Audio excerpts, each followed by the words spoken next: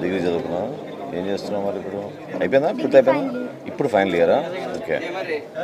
Age ఎంత ఉండింది నాన్నగారిది? 45.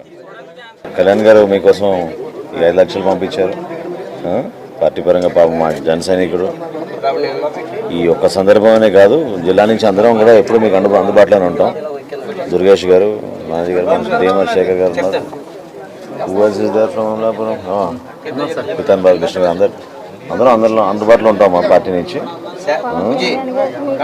అదేదమ్మా, అంటే కష్టకాలంలో మీకు సహాయం చేయడానికి పార్టీ పరంగా మంచి నిర్ణయం తీసుకునేటువంటి కార్యక్రమాలు చేస్తున్నాం. జాగ్రత్తగా మీరు